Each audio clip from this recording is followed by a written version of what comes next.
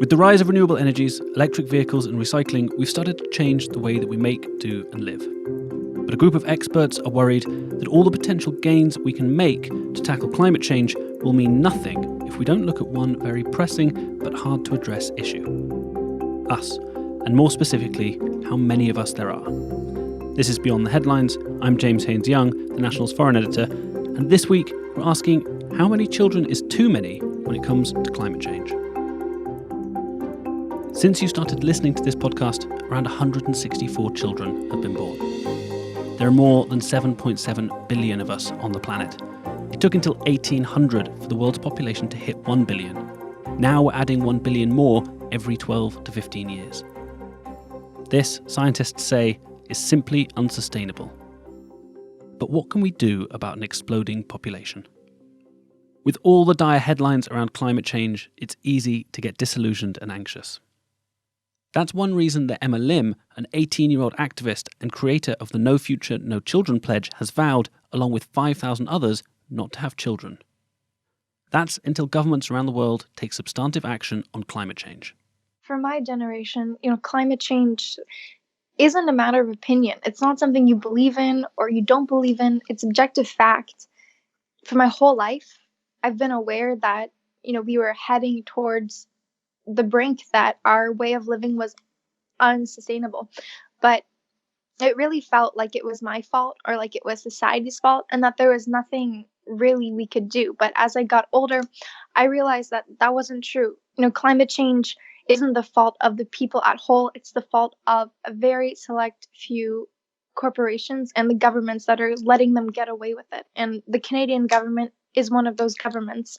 And so I created this pledge because I know it has to be done and our government isn't doing it. And so when I think of the future, I don't feel hope or I don't feel happy. I feel scared. I feel hopeless. I feel terrified. The collapse of ecosystems, of food and water scarcity is not where I would want to raise a child. And so until the government takes steps, to start to protect its citizens, I don't want to bring a child into the world. In September, teenage activist Greta Thunberg took on the United Nations General Assembly and berated world leaders for causing most of the problems but offering few solutions. This is all wrong. I shouldn't be up here. I should be back in school on the other side of the ocean. Yet you all come to us young people for hope. How dare you? You have stolen my dreams and my childhood with your empty words, and yet I'm one of the lucky ones. For Emma, this was a powerful moment. I cried because the day before she had made that speech, the Secretary General of the United Nations had addressed the youth who were invited to the first day, and he told us that he'd been pushing for climate action for years, but they'd only just started to make leeway because of us, because, youth all over the world are organizing protests and strikes and walking out of school and doing things that youth shouldn't have to be doing. And he told us, keep going. This is the only way that we'll win.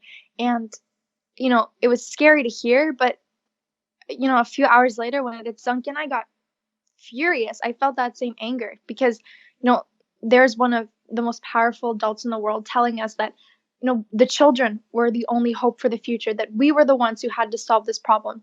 And so she said, how dare you? How dare you put this burden on us? And I really identified with that. Emma's parents were not initially supportive of her pledge idea. I told my dad this is a project I was working on, and we were in the car, and he said, that's a stupid idea. Don't do that. That's ridiculous. And so that delayed the launch for quite a few months because I take my parents' opinions very, very seriously.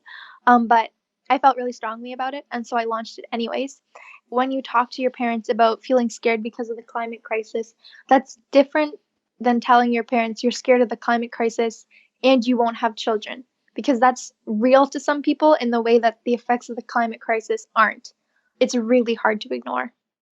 But, she says, her pledge isn't about population control, rather is an expression of her fear about the future and an appeal to governments to take action. It's true that having a child, of course, increases your carbon footprint, but the effects of the climate crisis are going to hit before the effects of any kind of population control could help to counter that. It's meant to be an expression of fear. So I think that the right kind of people are expressing they're afraid. I mean, anybody who's afraid of the climate crisis is the right kind of person.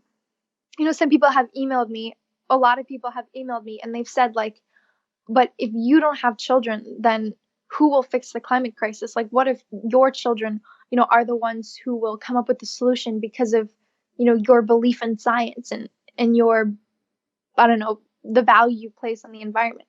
And I think that's ridiculous, to be honest. I think it's a kind of a terrible thing because we have the solutions to the climate crisis right now. It's not a burden that my generation should shoulder, and it certainly isn't a burden that the next generation should shoulder. But population control is a major issue that experts are saying needs to be discussed when it comes to tackling climate change. Here's Corey Bradshaw, a fellow in Global Ecology at the Flinders University in Australia. He specialises in developing models that predict environmental outcomes and has spent years looking at global populations. So how pressing an issue is the number of people on the planet? We are part of biodiversity. Human beings are Homo sapiens. We are an animal species. We're particularly clever at exploiting the remaining species to our advantage. And we've done that since time immemorial. We've hunted, we've grown plants, we've created large-scale agriculture. We've allowed our societies to provide caloric value so that we could do things other than just, hunt for food and or grow it. But that comes at a huge cost. So around the world, since the 50s at least, 80% of deforestation has occurred because of agricultural expansion, basically to feed the growing global human population. Now, that means all the species that live in these forests, including the trees themselves, become endangered and then they become extinct. Now, so a lot of people think, well, why should that concern me? Most of these species I'd never see. I don't like going in the forest. It's dirty, it's smelly, it's full of things that will bite me. But unfortunately, we absolutely depend on biodiversity for our own lives. I mean, all of the oxygen we breathe is due to algae, mainly in the oceans, that process carbon dioxide and spit out oxygen.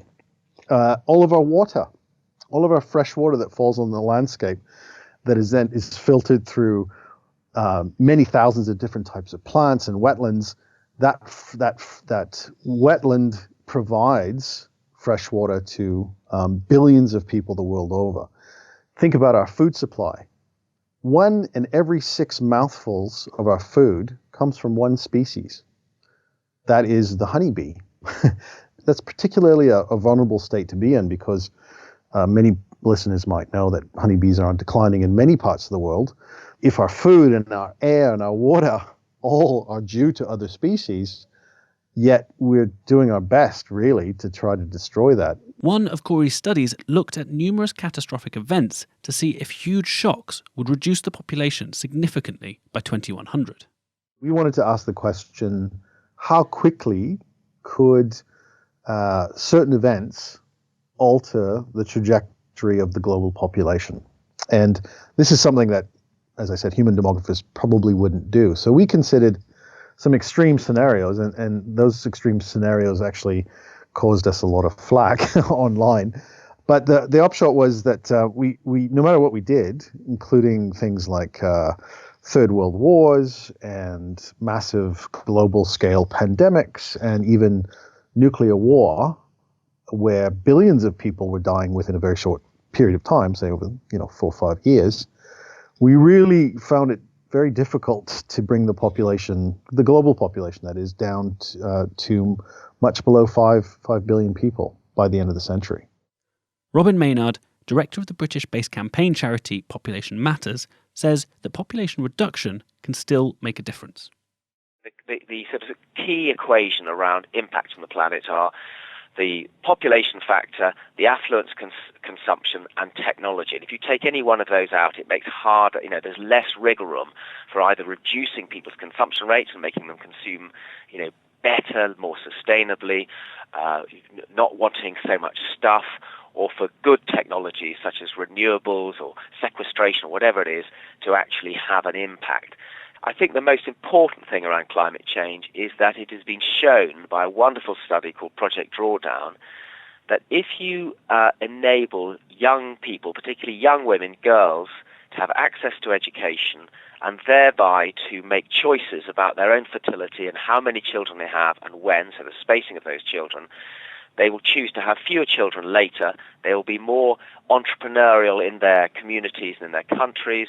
They will fulfill their potential. And as a result, there will be far less large families, far fewer people overall, and they will consume less, and they will then reduce the impact on our climate. And that was interesting from Project Drawdown, that when they looked at those factors and they brought together enabling girls access to education and family planning, they found it was the number one solution to climate change. And at the same time, it was a no-regret solution because it enabled those girls to live better, more fulfilled lives, achieving their potential. This point is really important. If you map the world's highest producers of CO2 against the countries with the fastest growing populations, it becomes clear that those making the biggest impact on the environment are the ones having the least children. Indeed, many developed Western states actually have a declining population, while underdeveloped nations often have large average family sizes. So then, we're talking about reducing the global population by targeting efforts at those making so far the least contribution to the problem of climate change. Many governments in developing nations, especially smaller ones, encourage families to have children, tying their economic future to a larger workforce. For those countries, discussing reducing the population is tantamount to telling them not to develop. But that's not universal. The most famous example of a government-led population management strategy is probably China's one-child policy between the 1980s and 2016. Corey looked at this when he was putting together their scenarios about events that could reduce the size of the global population by 2100. Well, we looked at China in particular because, of course, that's probably one of the most, dare I say, infamous examples of mass government control of human fertility.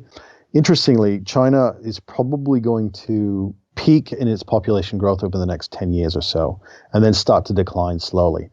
So China reduced its population faster than it would have otherwise done simply from developing and becoming wealthier. So now they achieved that just much more quickly because they imposed the one-child limit. As an example of what could be done, albeit to an extreme and probably politically unacceptable in most countries, and I absolutely agree with that myself, we also looked at what would happen if, for example, globally, there was a move towards a one-child policy, if you will. Now, we didn't impose it overnight. We said, okay, if we moved as a globe towards, on average, one child per woman by 2100, what would the effect be? And it turns out that essentially it would mean that there would be the same number of people on the planet in 2100 as there are today. You would probably prevent the births of some 5 billion people. So it's not an insubstantial number of people. It just means that you're not going to reduce the population very quickly. So what do we need to do to reduce the population that isn't an enforced government directive? In any population, obviously direct deaths are going to bring down populations the quickest, but that's certainly not an option from the perspective of attempting to bring populations down to more sustainable numbers, because the only lever we can really pull is family planning. That can vary quite substantially. For example, in my country, Australia, the average fertility is below 2, whereas if you look at places like Nigeria, they're sort of tracking at a maximum rate of about 5 to 6 babies per woman on average, which is kind of sort of a maximum level. So they're looking to increase their population between 5 to 7 times by the end of the century. Per capita income increases, that fertility rates tend to decline. Now, this happened throughout Latin America during its main development phases. It also happened in much of Southeast Asia. But Africa's kind of bucking the trend.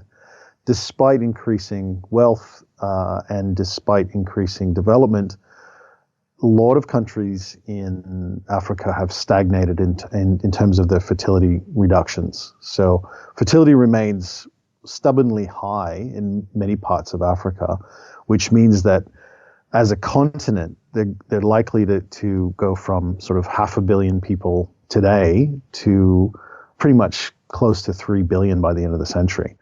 Robin says that giving women more choice is better than actively trying to manage the size of the population. Population Matters doesn't support any form of coercion or enforced measures, or we don't talk in any way about control. It's about enabling choice and empowering particularly women to make the choices they want. So we know, and I was at the latest UN Population and Development Conference out in Nairobi, and we know from the UN figures that 232 million women across the world do not have access to the safe family planning that they wish. And that may be because there isn't actual direct access, but it's more likely there may be cultural reasons, it's a patriarchal society, but simply they haven't got the choice that they want. And meeting that choice would not only enable those women to lead the lives they want to lead and make the choices they want, but it would reduce an enormous amount of impact upon the planet, because we know that 44% of pregnancies are unplanned globally, and that means that 99 million pregnancies go to full term and births occur which were not directly wanted. So we should ideally have a world where every child is wanted and every woman has a choice over when and how many children she has. Robin points to Bangladesh as a country that has successfully achieved population reduction in a sustainable way. But Bangladesh is a very interesting example because it's a poor country, and it's facing the perfect storm of climate change, population growth, historically hostile neighbours, and upstream challenges in terms of the meltwaters from the Himalayas, rushing down, the great rivers rushing down through into Bangladesh, and then the delta, which is low-lying, which a huge number of people live on and rely upon, and that's being eroded away by rising sea levels. And we will see, the tigers, the famous tigers of the Sundarban forests, will be gone. There's nowhere for them to go to, and the Sundarbans will be eroded. So huge problems facing Bangladesh. But confronted by that, they made a decision, and they had the understanding that they needed to address their burgeoning high fertility rate and population growth. So that's where they worked out, and they worked at the community level rather than imposing it, and they worked with community leaders and religious leaders and different ethnic groups at the grassroots to introduce a program of empowering education amongst young people, and particularly girls, but it took them 30 years to achieve that change. So that's where I get anxious, because we haven't got 30 years.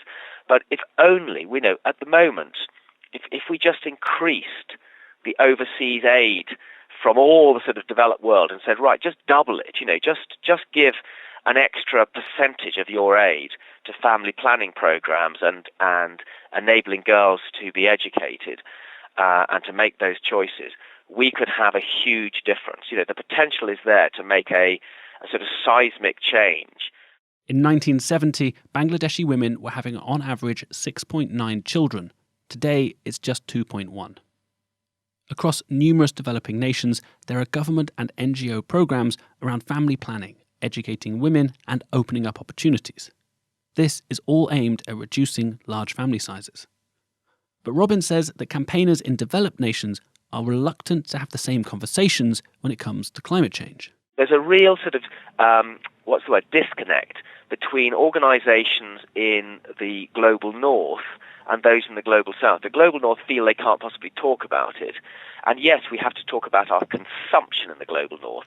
But of course, the interesting thing is if you have an extra child, every additional child in a rich country like the US, the UK, Europe, or the Arab Emirates, or Qatar, or wherever, they will actually have a huge impact in terms of their climate change contribution. So choosing to have a smaller family in the UK, Europe, or the US is by far the most effective eco-action you can take. So both Robin and Corey agree that the population of the planet is just too high. But they have a slightly different view of the next point. Is it too late to reverse the impact of an ever-increasing number of people? If you simply look at the science and the evidence, you think, my goodness, what have I done? What have I done as a father bringing 2 young girls into the world? But as a father and as a human being, I have great optimism. I have to hold on to that. And I see the changes that can and are being made in places. There are some amazing things I've seen over my 30 years as an environmentalist, where initially I was just, part of a group. We were regarded as a bunch of hopeless hippies and sort of laughed at. But now nobody would think twice about not recycling in the UK and in the developed world. We're also seeing industry beginning to sort of catch up. And I think it's fairly amazing to hear the car industry saying, all right, we're going to go beyond petrol and diesel. We're already hybrid. We're getting to electric. And yes, that electricity has to be generated. But they're also moving on to hydrogen as well. It's a really close-run race. But I think we can just about do it. I have to have that hope. But the danger, the greatest danger, and we're facing this in my country at the moment, is the short-term nature of politics. So politicians only look to, in our country, a sort of 5-year term at most, and there is not the long-term sustainable planning. So the frustration is all this evidence has been there for the past 30 years, and politicians and policymakers have failed to act on it, partly because they can't believe it, but partly because they're only interested in the next 5 years, the short-termism. So we need much greater long-term planning. And I think that's where you see discussion now of having a sort of global authority in terms of ecosystems and the environment. We can't leave it to national governments. We are going to have some form of much more powerful and effective global mechanism beyond the UN if we are going to get our planet in balance in time. But we're in a situation now that has driven me to a pretty pessimistic point of view, and that's shared by many of my colleagues around the world. So, is my daughter's future, I do have a daughter, she's 12 years old, is my daughter's future going to be worse than the way I grew up? Most likely, in my opinion. I think runaway climate change alone is one of the scariest things that is facing us today. So yes, I'm a bit of a pessimist. That said, what gets me out of bed in the morning and allows me to continue to do my job is that every little way that we can improve our behavior and become more sustainable as a global population, the less likely horrific catastrophes are going to affect not only me, but my offspring. So that's really what drives me these days. This was Beyond the Headlines. I'm James Haynes-Young. Thanks this week to Emma Lim, Corey Bradshaw and Robin Maynard. To hear every episode of Beyond the Headlines as it comes out, hit the subscribe button in your podcast app. And if you can leave us a review, it really helps.